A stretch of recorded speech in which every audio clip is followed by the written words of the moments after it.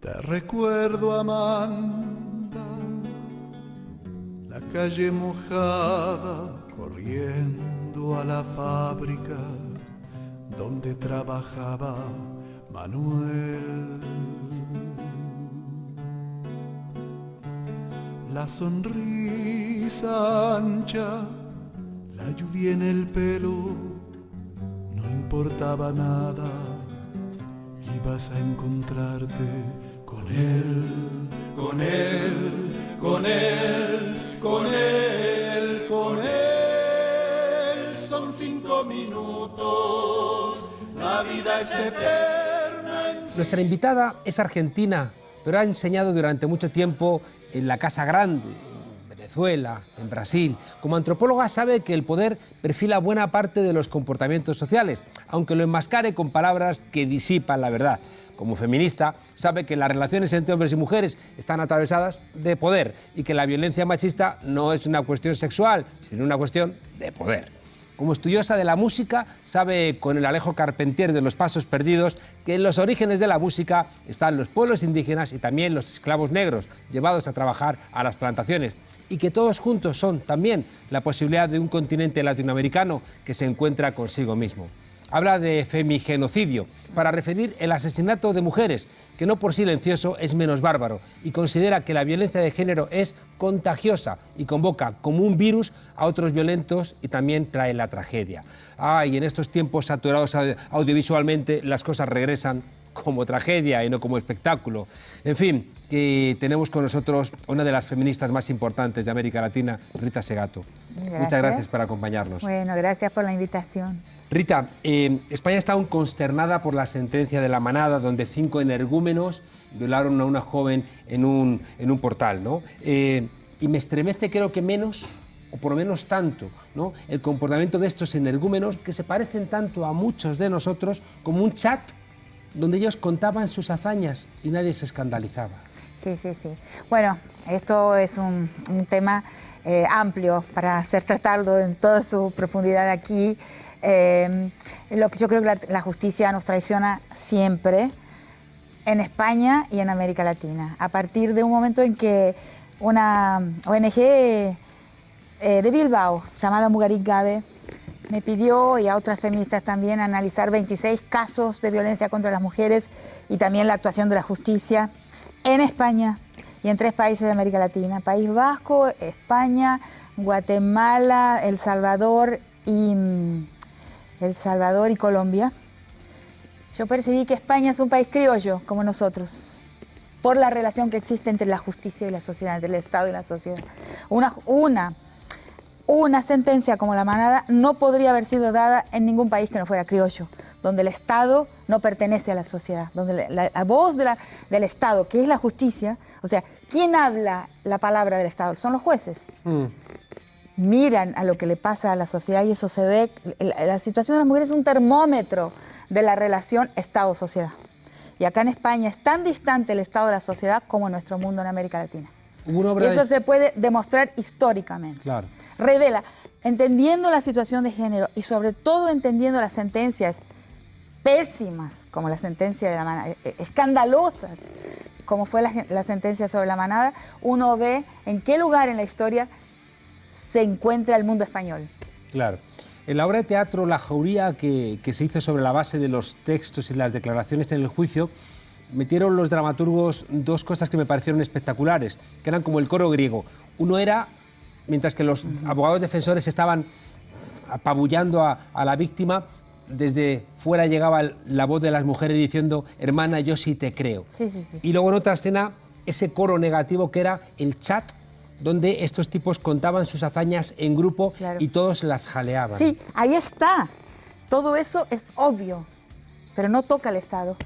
El Estado, con su voz, que es el derecho, y cómo se opera el derecho, se mantiene distante de las verdades de la sociedad. Y esa es una característica de una sociedad colonial. Que a España le correspondería totalmente también la misma condición. Un país que se colonizó a sí mismo. ¿Por qué? Es fácil darse cuenta, ¿no? Eso es un cuando descubrí eso ese año, muy inspirada también ¿Y por qué España se colonizó a sí mismo? Porque fíjate vos que la historia de la conquista y la colonización es continua. toca el sur de la península en 1492 y continúa por el otro lado. Es la misma historia, sin solución de continuidad. Y que regresa haciendo la misma lógica. El Papa ha hecho recientes declaraciones diciendo que cuidado, porque el feminismo puede terminar siendo en un machismo con pollera. Sí, yo esa frase, a veces pienso que quién sabe el Papa me lea, ¿no? Porque la he dicho mucho en muchas entrevistas. Un policía de El Salvador, un país violentísimo, ¿no? Yo hice un trabajo muy largo el año pasado en El Salvador, un diagnóstico de la Policía Nacional Civil. Y en un momento un policía fue corriendo atrás de mí, un policía casado con una mujer policía que había conseguido una carrera importante dentro de la fuerza, de la policía. Me corre y me dice, profesora, dice, por favor, profesora, que la mujer del mañana no sea el hombre que estamos dejando atrás. Verdad, yo creo en esto, creo que es verdad.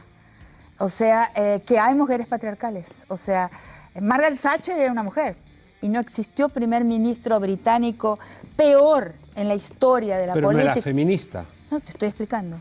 No existió primer ministro británico, hombre, peor que Margaret Thatcher para las mujeres. ¿Por qué?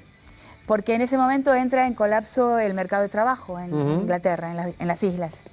¿Qué hace Margaret Thatcher para sacar a las mujeres del mercado de trabajo, para que no entren a competir con los hombres y aliviar la presión sobre la demanda por trabajo, el paro, como llaman aquí? Cerró todas las creches públicas y mandó a todas las mujeres a su casa. No lo hizo un hombre, lo hizo una mujer. Entonces, no basta ser mujer. Es necesario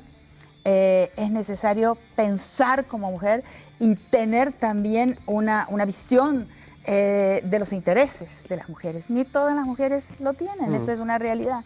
Aquí en España la derecha insiste en que hay una ideología de género, ¿no?, que le lleva a hacer y expresar la barbaridad de que machismo y feminismo son contrarios. No. Lo que pasa con la ideología de género es que es una agenda plantada. El feminismo, con sus mujeres en las calles, en el momento en que hemos llegado ahora, tiene casi 70 años de construcción mancomunada, reflexión, debate, divergencias, en fin, de una gran construcción de un pensamiento con sus variables, ¿no? Con sus disidencias, como dije, internas, pero es mucho tiempo, el tiempo en que vinimos llenando los estantes de las bibliotecas, los estantes de las librerías.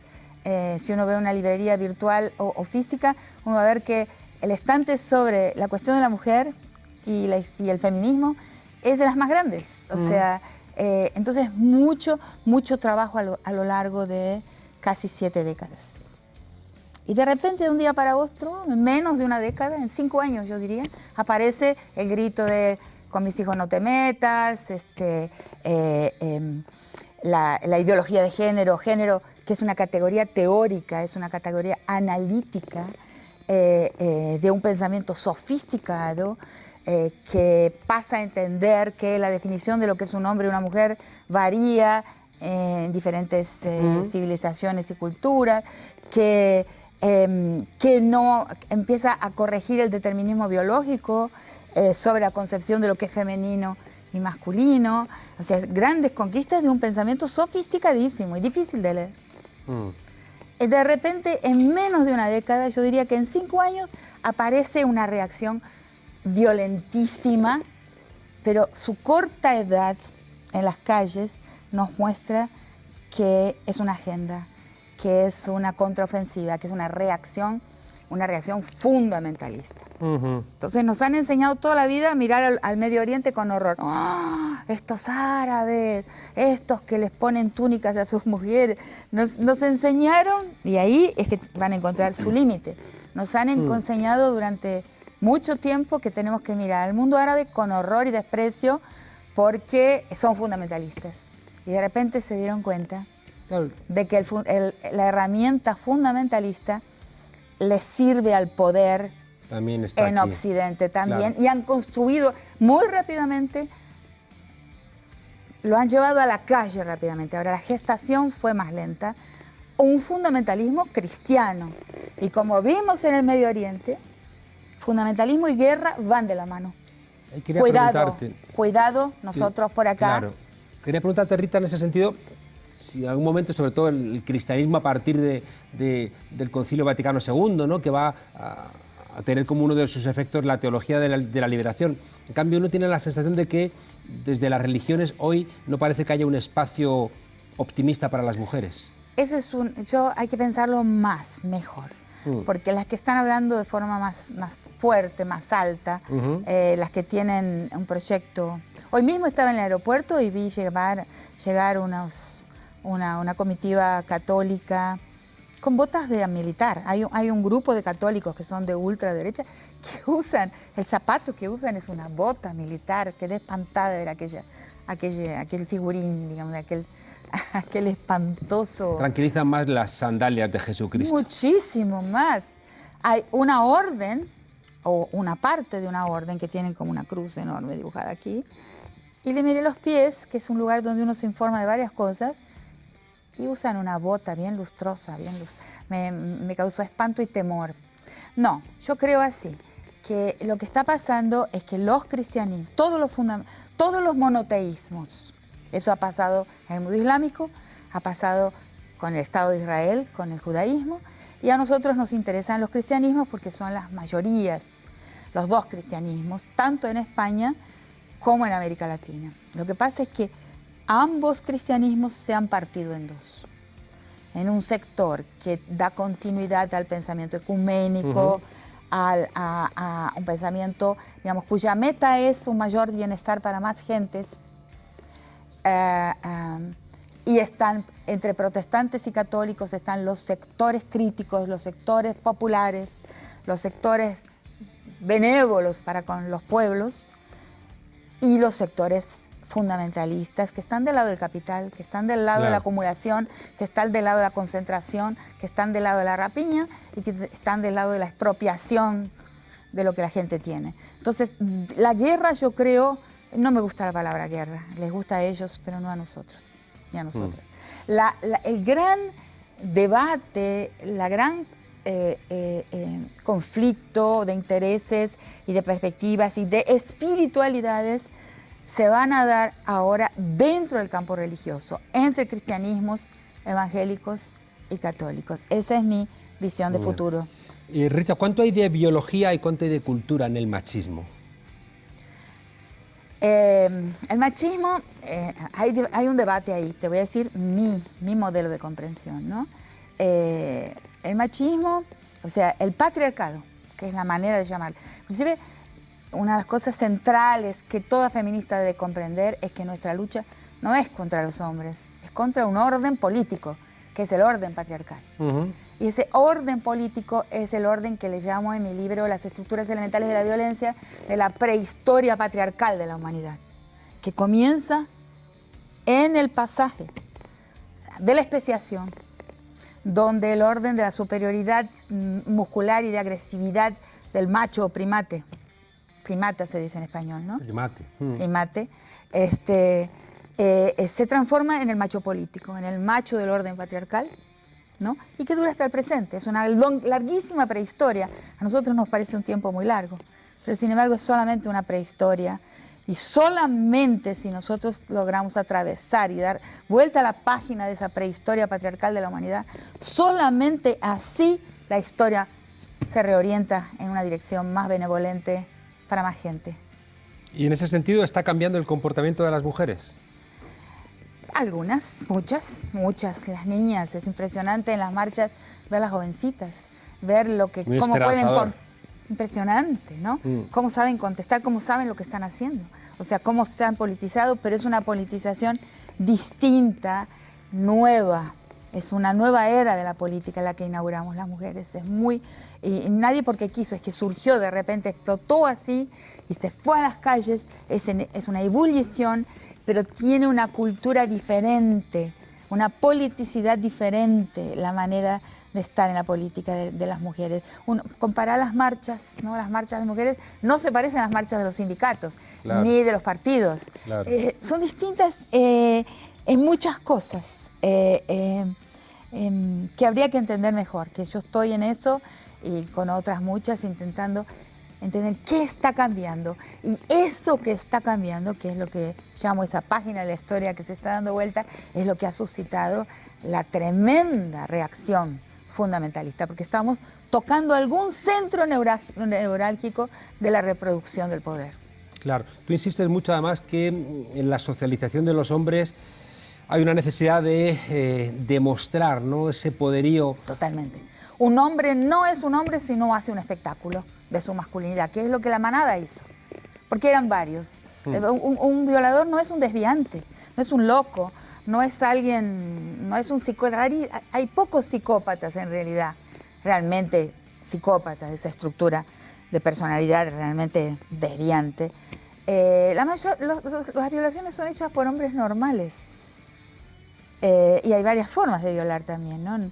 Entonces, la manada es característico, es el modelo, es casi un paradigma, como también es un paradigma la manera en que la justicia juzgó. Ese paradigma que se dio en España, pero se replica en un montón de otros lugares, pero aquí se da de una forma paradigmática, tanto la visión del Estado con su lenguaje, que es la justicia, como la práctica de este grupo de jóvenes, como espectáculos ante ellos mismos, porque acceder a la masculinidad, volverse hombre, es dar un examen.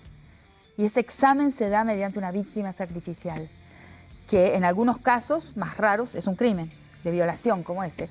Pero en realidad se da con una víctima sacrificial todo el tiempo, todos los días, es la atmósfera que respiramos. Claro, y ahí aparece la prostitución, ahí todo, aparece... la mirada. Claro. La mirada, el juicio moral, la desconfianza.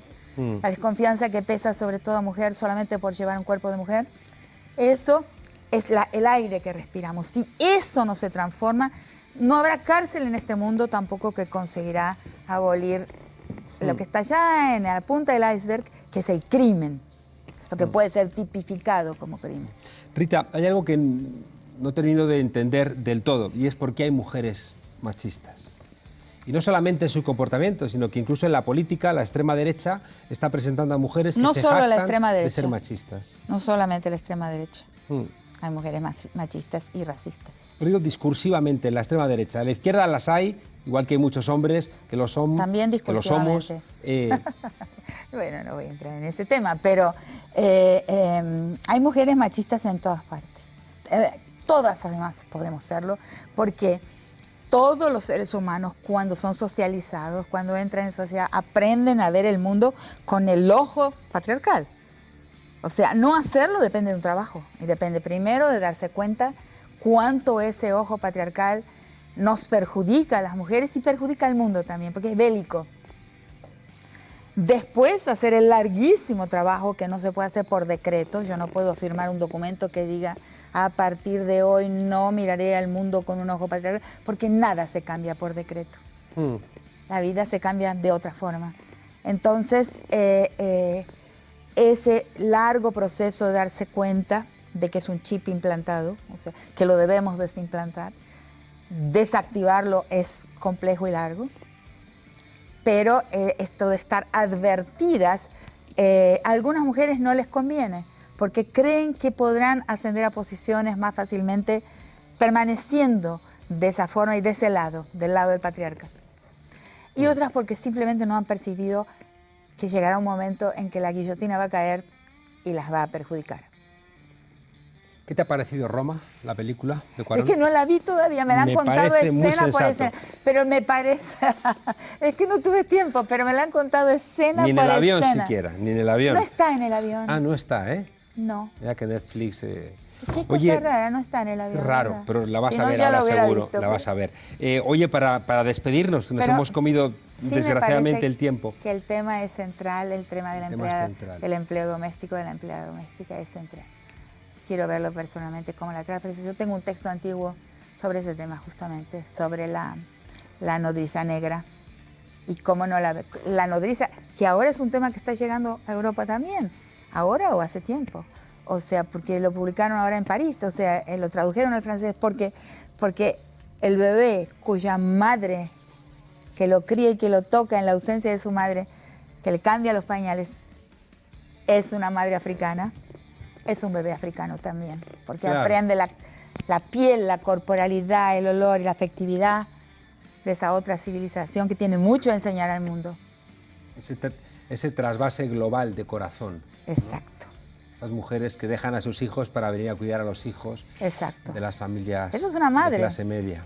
No lo vemos, pero es madre, porque el contacto, el proceso edípico implica una fusión de cuerpos.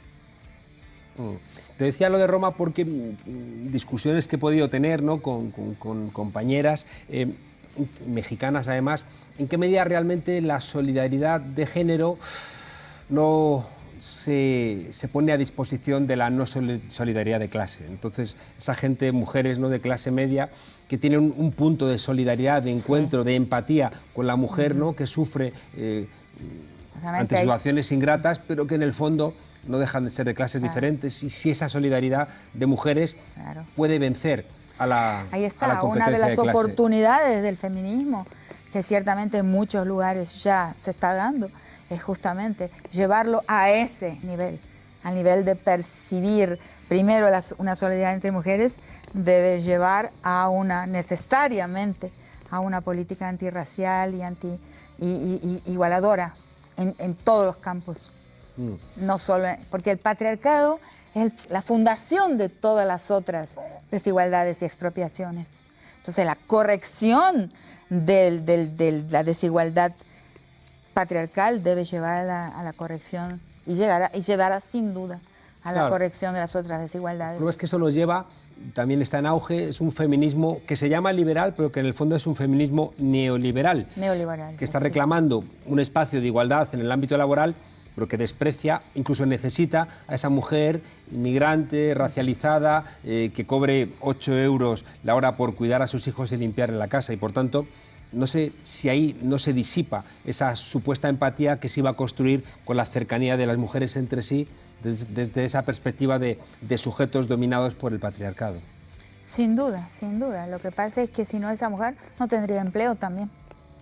El problema no es tan simple.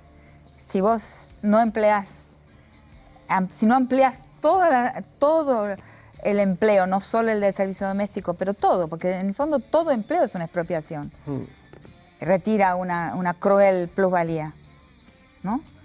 Todo salario, ¿no?, es alienante y ladrón, no solamente el doméstico. Claro. Entonces, si no hay trabajo, también es un problema. Ahí tiene que ser pensado en su gran complejidad. Oye, nos tenemos que ir, pero no quiero dejar de preguntarte dos cosas rápidas. Una es el concepto de femigenocidio. Bueno, el concepto de femigenocidio es porque, digamos, todos los crímenes letales o de intención letal contra las mujeres al final se impuso el término feminicidio y está entrando en las leyes. Pero hay algunos que son genéricos, de verdad. No hay ningún tipo de relación entre agresor y víctima. Son más bien de guerra. Es que yo trabajo sobre todo con crímenes contra las mujeres en situaciones bélicas, de las guerras difusas que se extienden por América Latina, en el Triángulo Norte, en América Central, en México, en Colombia, y hacia el sur están cundiendo también. Entonces, en ese contexto neobélico, vamos a decir así, hay crímenes sistemáticos contra las mujeres. El caso de Guatemala es realmente muy representativo. O sea, la guerra se hace en el cuerpo de las mujeres. Y yo creo que ahí se podría inclusive llevar el crimen contra las mujeres a un nivel de crimen contra la humanidad sistemático, porque sería imposible llevar todos los feminicidios, por ejemplo, a un tribunal de derechos humanos, un tribunal máximo de los tribunales contra la humanidad, o de lesa humanidad o de genocidio. Porque sería imposible, porque para cada una de esas víctimas hay un agresor. Un agresor podrá tener por lo menos 1, 2, como mucho 3 víctimas. Ahora, hay crímenes sistemáticos de pandillas, de maras o de represión que van a agredir a la mujer de una forma sistemática y genérica. No hay interpersonalidad. Entonces, a eso les llamo, no hay intención vincular, no hay vincularidad ninguna interpersonal entre los agresores y su víctima. Además, la proporción entre el agresor y la víctima es distinta porque un grupo de agresores van a victimizar, con un mandante o dos mandantes, van a victimizar a muchas mujeres. Claro. En ese caso le llamo femigenocidio. Es un enemigo que además te regala algo. Es un genocidio de mujeres. Claro. Richa, nos vamos. Tú eres optimista con lo que están haciendo las mujeres en Argentina, que hemos visto, pero al mismo tiempo te entristece ver el cambio de signo político en América Latina. La reacción fundamentalista es la medida de lo que hemos avanzado y de que estamos tocando puntos neurálgicos de la reproducción de todos los poderes. ¿Crees que la victoria de Bolsonaro tiene también que ver con este auge de la reclamación de las mujeres de derechos? No es una... No, momento. No puede haber Entonces más. te entendí mal. No. La reacción de los hombres, o sea, los feminicidios, la violencia contra las mujeres, no es una reacción al avance que hemos tenido las mujeres, que es un avance que en realidad en lo económico no existe. Si vos vas a ver los estratos de salario, no se han movido. Las mujeres por el mismo trabajo reciben menos que los hombres y mundialmente son más pobres que los hombres, las mujeres. O sea, no hubo una salida de ese lugar, no hubo un igualamiento económico entre hombres y mujeres. No lo hubo en macroeconomía.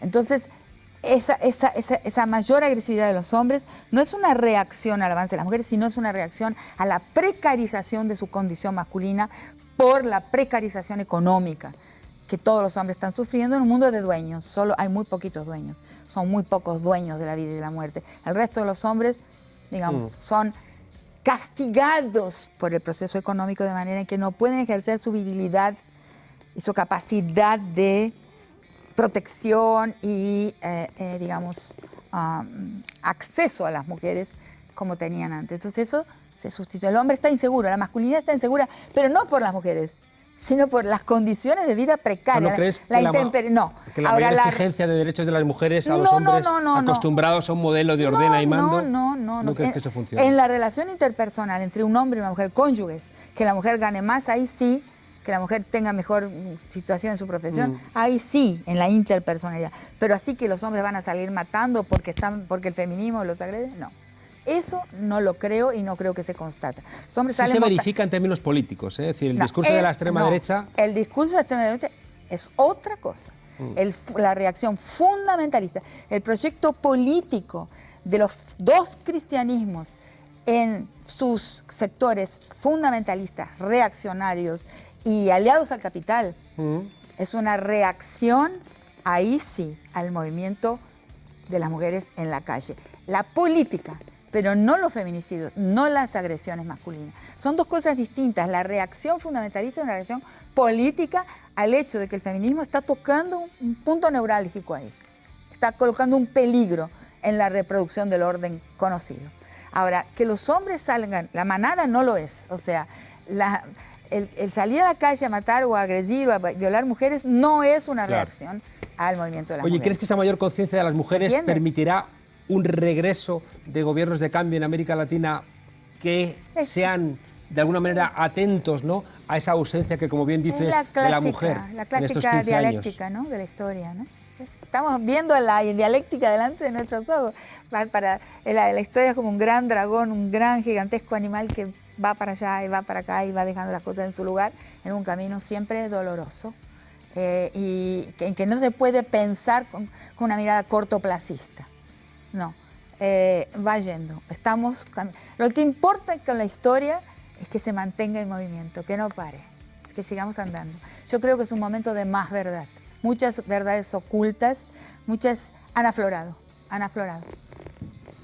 ¿Y con música? Con música mejor, ¿no? Si es buena música. Rita Segato, creo que te lo digo por mis alumnas, te leen, te ven como una referencia y hay algo que creo que es muy importante en tu tarea y es que no eres solamente una pensadora del feminismo, sino que eres una pensadora de la política y creo que eso te hace mucho más grande. Muchísimas gracias por acompañarnos yo que agradezco esta en este lugar de frontera, donde, como bien sabes, sí, estamos redefiniendo lo que vaya a ocurrir.